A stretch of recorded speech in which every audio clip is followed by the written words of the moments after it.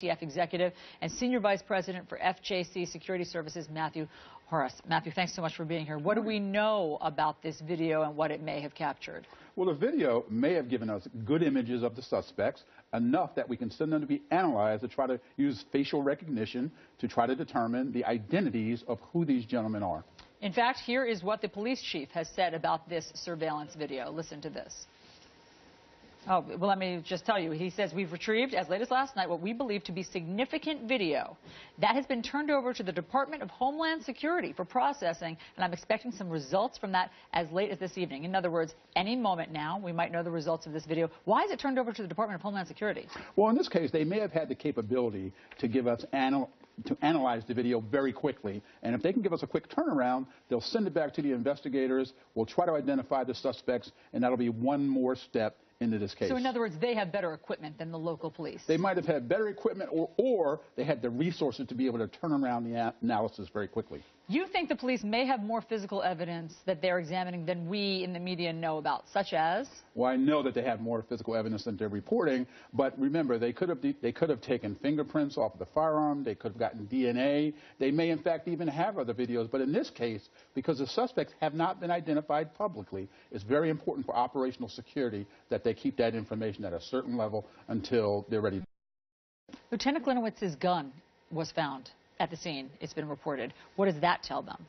Well, obviously the gun is not in the hands of the suspects, but we can use that gun to determine if that was the gun that was used in the murder, if it was just taken in the scuffle. We can try to get fingerprints off of the gun. If it was fired, we can possibly get fingerprints or DNA off of the casings that were taken off the ground. So there's a lot of information that can be derived by anything that we recover at the scene. You believe that Lieutenant Glinowitz may have stumbled on something. It was a strange hour, it was a warehouse area, that he may have stumbled on something, and that may have been what precipitated all of this. What do you think? What, in your mind, and from your gut with years of experience, what do you think the scenario was? Well, from my experience, having been a patrol officer, you radio in that you have suspicious circumstances, and it could be one of any hundreds of different scenarios. But one thing is for sure, when he got out of that police cruiser and went up to approach those suspects, something happened, a conflict ensued, a struggle ensued. He lost a gun or he used a gun, and that's where the situation sort of derived out of. So it could be anything, but I have to tell you, whatever the reason was that he was stopping these people was dead on and spot on, and we know because these are dangerous, dangerous suspects. 3 suspected cop killers are still on the run. I mean, explain the resources that come to bear with something like this.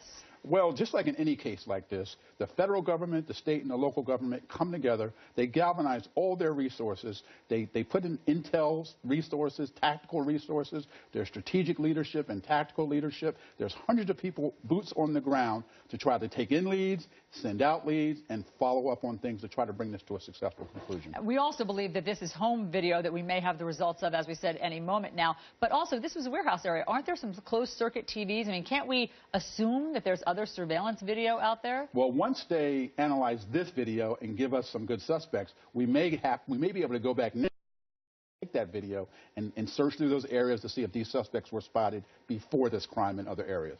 Matthew Horace, thanks so much. Great to get your take on all of this. You've been so helpful this week. Thank you. Have a great day. You too. Let's get over to John.